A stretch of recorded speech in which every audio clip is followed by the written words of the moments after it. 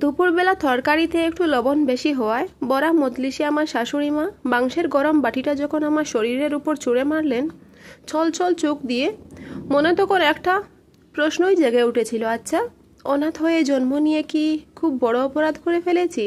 অনাথদের কি বাচ্চার কোনো অধিকার নেই? এই পৃথিবীতে নেই, কোনোভাবেই নেই। রুবি আমার একমাত্র ননদ, সে এখন 7 মাসের অন্তঃসত্ত্বা। বাড়িতে আজ তারই স্বাদের অনুষ্ঠান হলো। বাড়িতে আত্মীয় স্বজনের গম গম পরিবেশ। ভোরবেলা ঘুম থেকে উঠে রান্নার সমস্ত কাজ একা হাতে সামলিয়েছি। গরুর মাংস, খাসির রেজালা, মুরগির রোস্ট, গদলা চিংড়ি ভুনা, বড় মাছের মুড়িখণ্ড সহ সব রান্না নিজের হাতে করেছি। দায়িত্ব নিয়ে খুব ভালোবেসেই করেছি। একমাত্র ননদ কিনা আমার। হঠাৎই মনে পাহাড় সমান আফসোস নিয়ে মনে একটা প্রশ্ন উকি দিল। মামার মুখে শুনেছি আমিও নাকি আমার মায়ের একমাত্র মেয়ে ছিলাম। বাবা আমায় আদর করে রাজকন্যা বলে ডাকত। হয়তো তার বিশাল কোনো রাজভাণ্ডার ছিল না, কিন্তু তার ছোট কুটিরের রাজরানী ছিল আমার মা, আর তার রাজকন্যা আমি। খুব শখ করেই বাবা আমার নাম রেখেছিলেন রানী। আচ্ছা, আমিও তো অন্তঃসত্ত্বা। এই তো দেখতে দেখতে 5টা মাস কেটে গেল। আমার মা থাকলেও বুঝি এমন ঘটা করে আমার স্বাদের অনুষ্ঠান করত? আমাকে এমনভাবে গরুর মাংস, খাসির মাংস, চিংড়ি মাছের বুনা নাক ডুবিয়ে খাওয়াতো। পেটে খুব খিদে। সকাল হেতে শুকনো কটা ছিঁড়ে ছাড়া পেটে কিছু পড়েনি। ক্ষুধার যন্ত্রণা, শরীরটা কেমন অস্থির অস্থির লাগছে। ছুটে গেলাম রান্নাঘরের দিকে। দুপুরের আগে রান্নার কাজ শেষ করে গোসল করে রান্নাঘরে উকি দিতেই শুনতে পেলাম ফুপু শাশুড়ির গলার সুর।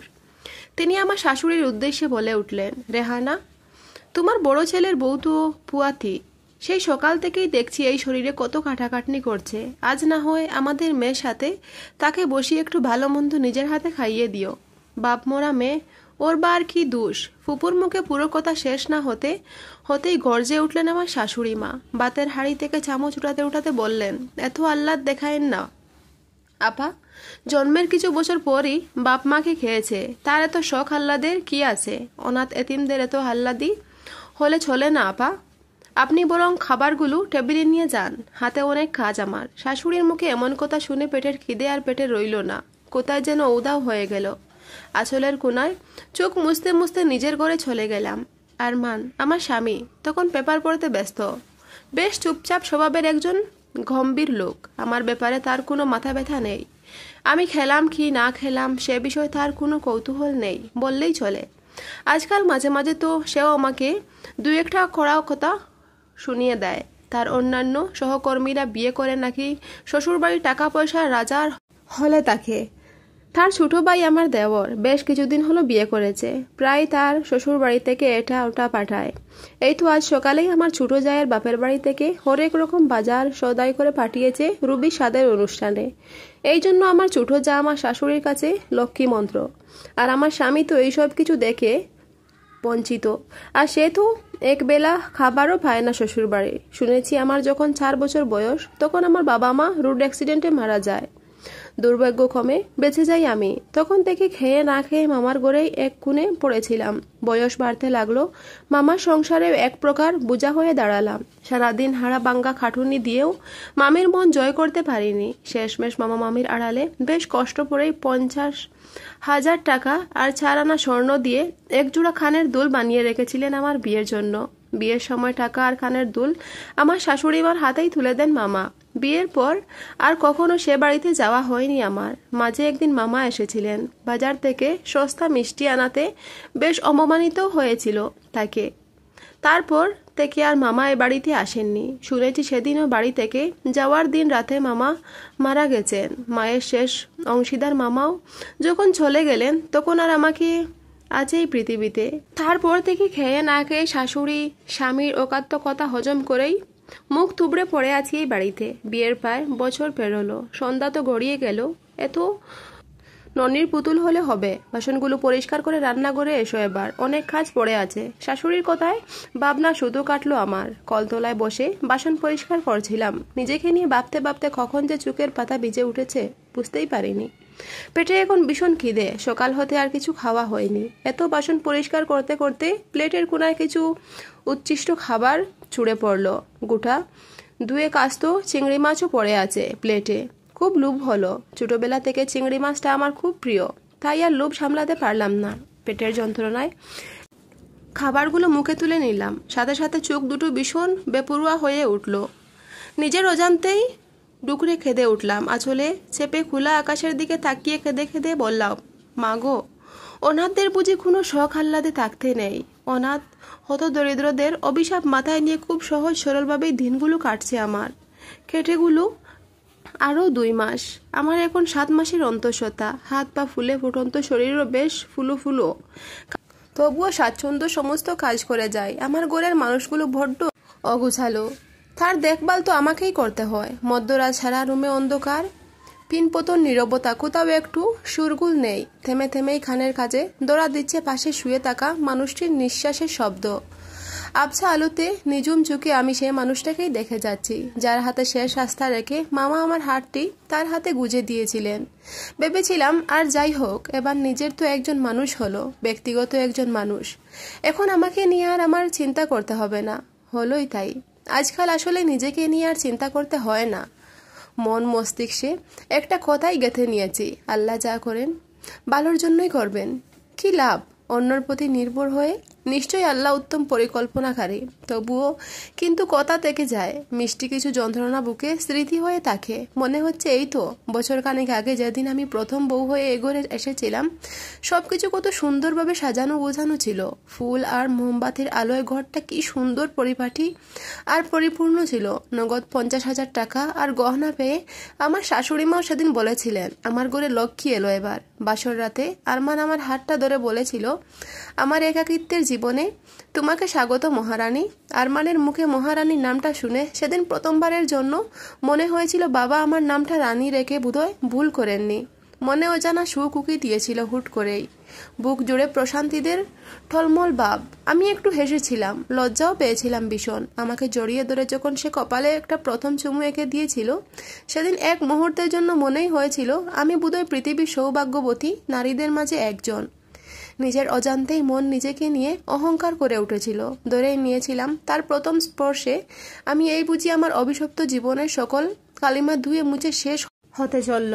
আমি হয়ে গেলাম তার সোহাগী বধূ। কিন্তু সময় যে বড্ড অহংকারী। সে সেদিন হিংসা করেছিল আমার প্রতি। তাই তো সময়ের সাথে সাথে আমার সব সুখ স্মাল হতে লাগলো। শাশুড়ি অপয়া অলক্ষ্মী বলে দাবি করলো। কিছুদিন যেতে না যেতেই আরমানের জন্য আমি অভিশপ্ত স্বরূপ হয়ে উঠলাম। মা ছেলের একটাই আফসোস, ছেলেকে অন্যত্র বিয়ে করালে হয়তো মাসে মাসে কিংবা কদিন পর পর শ্বশুর বাড়ি থেকে এটা ওটা পেত, নিমন্ত্রণের কবজি ডুবিয়ে একটু খেতে পারত। এখন তো সে ঘুরে ভালি তাদের। 7-5 ভাবতে ভাবতে ভোর হলো। চারদিকে আজানের সমিষ্ট প্রতিদ্বন্দ্বী শোনা যাচ্ছে।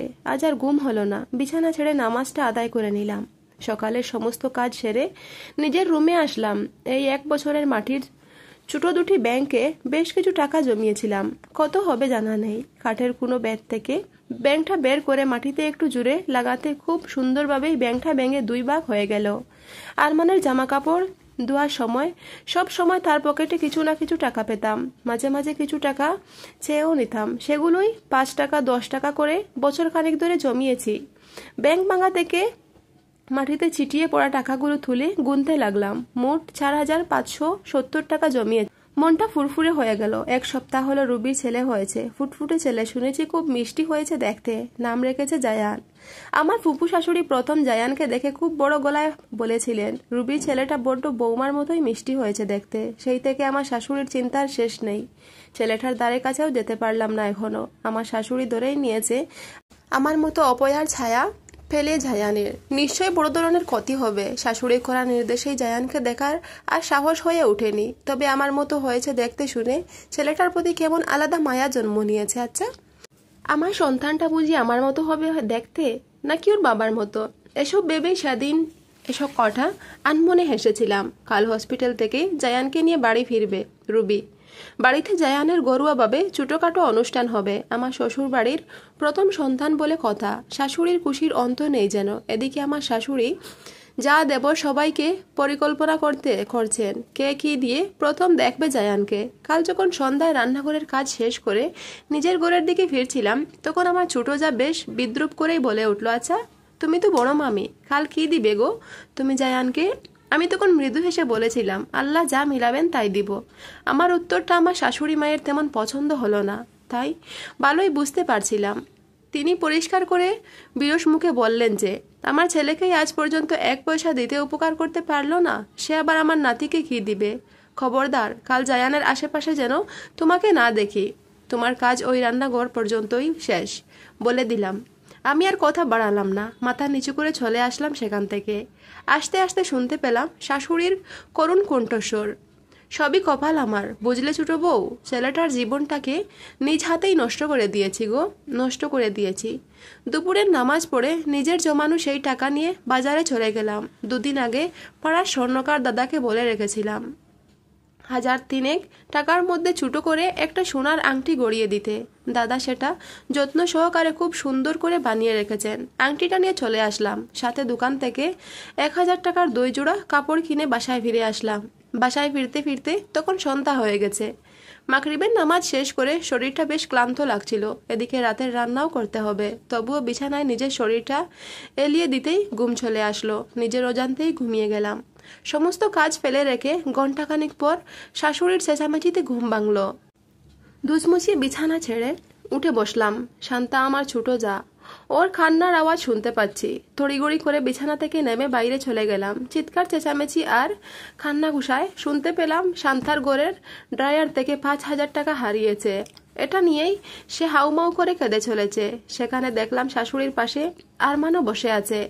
আমাকে দেখা মাত্রই আরমানকে উদ্দেশ্য করে বলে উঠলেন, এই চুরের বাচ্চাকে এখনই ঘর থেকে বের করে দে। শাশুড়ির কথায় আমি হতবাক হয়ে গেলাম। আশেপাশে তাকিয়ে দেখি সুরগুলে অনেক লোকজন বাড়িতে জুড়ো হয়েছে। সবার মাঝে আমাকে চুরের বাচ্চা কেন বলছেন তিনি আমি বুঝতে পারলাম না। আমতা আমতা করে সাহস করে একটু মাথা উঁচিয়ে বলে উঠলাম, মা আমি কি করেছি? এভাবে গালি দিচ্ছেন কেন? প্রশ্ন করতে না করতেই আরমান এসে আমার গাল কষিয়ে তাপ্পড় বসিয়ে দিল। আমি ঠাল সামলাতে না পেরে মাটিতে পড়ে গেলাম। শাশুড়ি মা তখন আমাকে জায়ানের জন্য আনা সেই আংটি আর কাপড় দেখিয়ে বলতে লাগলেন, এগুলো কোথায় পেয়েছিস? এত সব টাকা কই পেয়েছিস? তোর মরা বাপ কি ভূত হয়ে এসে দিয়ে গেছে? ভালোই ভালোই শান্তার টাকাগুলো কাল সকালের মধ্যে ফেরত দিবি, নয়তো তোর কপালে দুঃখ আছে। চুন্নি গোরের চুন্নি। আমার মুখ থেকে আর কোনো কথা বেরোলো না। সবাই সবার মতো চলে গেল যার যার ঘরে। সিদ্ধান্ত হলো সকালের মাঝে টাকা ফেরত না দিলে এই বাড়ি থেকে আমার চলে যেতে হবে। নিজের ঘরের দিকে তাকিয়ে দেখলাম আরমানও দরজাটা বন্ধ করে দিয়েছে। আমার আর কোথাও যাওয়ার জায়গা নেই। নিজেকে নিজেই প্রশ্ন করলাম, কোথায় যাব আমি? মন তখন মাথা ছাড়া দিয়ে বলে উঠল, অসহায় এতিম হয়ে পৃথিবীতে বাঁচতে নেই, বাঁচতে হয় না। মনের কথায় সায় দিয়ে রান্নাঘরে চলে গেলাম। রান্নাঘরে ইঁদুরের খুব প্রকণ্ঠ বেড়েছিল। তাই আজ জায়ানের আংটি আর কাপড় নিয়ে আসার সময় পাহাড় মোড়ের দোকান থেকে 20 টাকার কীটনাশক সাথে এনেছিলাম ইঁদুর তাড়াতে। সে কীটনাশক যে পৃথিবী থেকে অনাথ নিরসনের কাজে ব্যবহৃত হবে তা হয়তো একটু আগেও বুঝতে পারিনি। কীটনাশক হাতের মুঠোয় নিজেই নিজের পেটের দিকে তাকালাম। উপর হয়ে নিজের পেটের নিজেই শেষ চুমু খেলাম। চোখ থেকে টলমল করে জল গড়িয়ে পড়ছে। কেঁদে কেঁদেই অনাথ মায়ের অনাগত সন্তানকে উদ্দেশ্য করে বললাম, বুঝলি বাবুই, আজ আমাকে অনাথ এতিম অপয়া বলে গালি দেয়া, লোকে খাল তোকে হয়তো চুরের বাচ্চা বলে গালি দিবে সবাই। এসবের দরকার কি বল? চুর অনাথ হয়ে বেঁচে থাকাচ্ছে আমরা বরং আল্লাহর মেহমান হয়ে চলে যাই। তখন না হয় আল্লাহর কাছে প্রশ্ন করিস, কেন আমাদের এতিম হতো দরিদ্র করে দুনিয়াতে পাঠিয়েছিলেন? কেন? কথাগুলো বলতে না বলতেই আমার বুক বেশে আসলো, কলিজা ছিঁড়ে যাচ্ছিল। নিজ হাতে নিজ সন্তানকে খুন করে ফেললাম। কেমন মা আমি? হয়তো লোকে খাল অনাথ এতিমের পাশাপাশি আমাকে খুনি মা বলেও গালি দিবে। পেটে আরো একটা চুমু খেলাম। আদর করে হাত বুলালাম। যন্ত্রণায় কুলাতে না পেরে আর এক মুহূর্তে দেরি করলাম না। পুরো 1 বোতল কীটনাশক চোখ বন্ধ করে খেয়ে নিলাম। কিছুক্ষণের মাঝেই শরীর অবশ হতে লাগলো। চোখে বৃষ্টি নামলো। যন্ত্রণায় চটফট করতে করতে ভাঙা ভাঙা হাতে রান্নাঘরের মাটিতে কালি দিয়ে লিখতে লাগলাম, আরমান, কাঠের তলায় ভাঙা ব্যাংকের টুকরোর পাশে আরো একটা মাটির ব্যাংক রাখা আছে, তাতেও 1000 খানিক টাকা হলেও হতে পারে। বিছানার তুষকের তলায় আরো 500 টাকা আছে। জায়ানের জামা আর আংটি কিনে অবশিষ্ট বাকি ছিল। বাকিটাও জমিয়েছিলাম, ভেবেছিলাম জন্মের পর তোমার নাম করে ওকে কিছু একটা কিনে দিব। সে ভাগ্য তো আমার হয়েও হলো না। তুমি বরং বাকি দায়িত্বটা পালন করো। কাল জায়ান বাড়ি ফিরলে তাকে আংটি আর জামাটা নিজ হাতে পরিয়ে দিও, কপালে চুমু দিয়ে বলো, তোর মামিমা এটা তোর জন্য রেখে গেছে। আমাকে দেখার ইচ্ছে হলে কখনো জায়ানকে খুলে নিও। ফুপুর মুখে শুনেছি সে নাকি আমার মতোই হয়েছে দেখতে। মাকেও বলে দিও, কেউ কখনো অনাথ এতিম গরিব হয়ে জন্ম নেয় না পৃথিবীতে। নিয়তি তাদের অনাথ বানিয়ে দেয়। বেঁচে থাকতে অনাগত সন্তানদের বাবার দায়িত্ব তো পালন করতে পারলে না। বুড় হলে মাটির ব্যাংকটা ভেঙে সেই টাকায় আমাদের মা সন্তানের কাফন করে এসো। আর বাড়ি ছাড়তে হবে না আমার। তোমার মহারানীকে নিজ হাতে তার আপন করে রেখে এসো কেমন? যাদের কাছে মনে হয়েছে গল্পের মানুষগুলো একটু বেশি নিষ্ঠুর হয়ে গেল, তারা হয়তো আমাদের আশপাশটা অবলোকন করেননি। আমাদের চারপাশে এর চেয়ে জঘন্যতম ঘটনা প্রতিনিয়ত ঘটছে। মেয়েরা এখনো প্রতিনিয়ত অবহেলিত হচ্ছে, যৌতুকের জাতাকুলে পিষে যাচ্ছে, তবুও তারা শেষ অবধি টিকে থাকতে চায়। কেউ মরে গিয়ে বেঁচে যায়, কেউ জীবন্ত লাশ হয়ে বেঁচে থাকে।